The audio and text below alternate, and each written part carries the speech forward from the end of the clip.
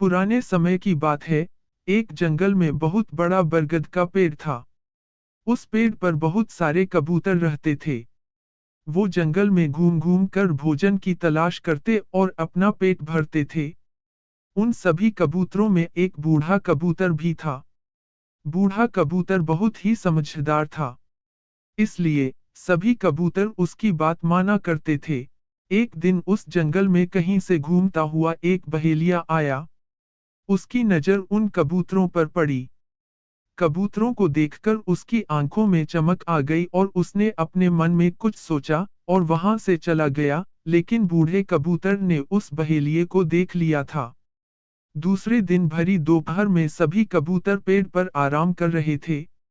उस दिन वह बहेलिया फिर आया और उसने देखा कि गर्मी की वजह से सभी कबूतर पेड़ पर आराम कर रहे हैं। उसने बरगद के नीचे जाल बिछाकर उस पर कुछ दाने बिखेर दिए और दूसरे पेड़ के पीछे छुप गया। कबूतरों में से एक कबूतर की नजर उन दानों पर पड़ी।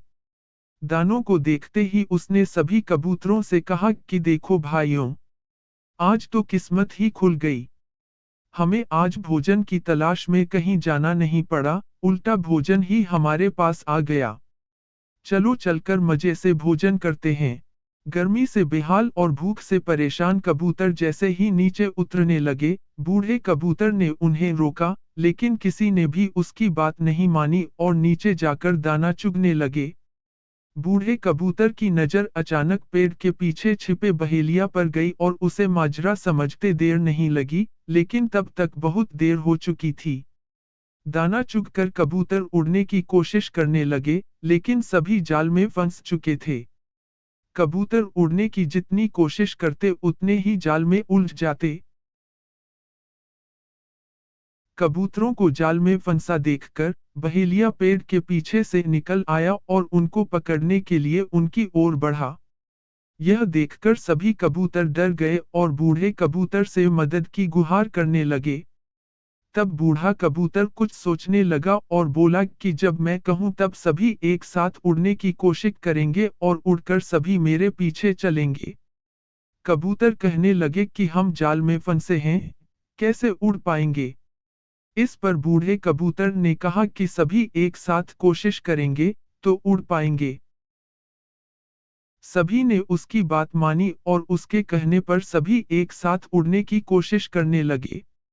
उनके इस प्रयास से वो जाल सहित उड़ गए और बूढ़े कबूतर के पीछे पीछे उड़ने लगे।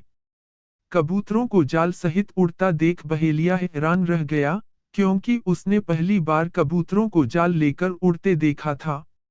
वह कबूतरों के पीछे पीछे भागा, लेकिन कबूतर नदी और पर्वतों को पार करते हुए निकल गए। इससे बहेलिया उनका पीछा नहीं कर पाया। इधर बूढ़ा कबूतर जाल में फंसे कबूतरों को एक पहाड़ी पर ले गया, जहां उसका एक चूहा मित्र रहता था। बूढ़े कबूतर को आता देख उसकी खुशी का ठिकाना नहीं रहा, लेकिन जब बूढ़े कबूतर ने सारा किस्सा सुनाया, तो उसे दुख भी हुआ। उसने कहा कि मित्र चिंता मत करो, मैं अभी अपने दांतों से जाल को काट देता हूँ।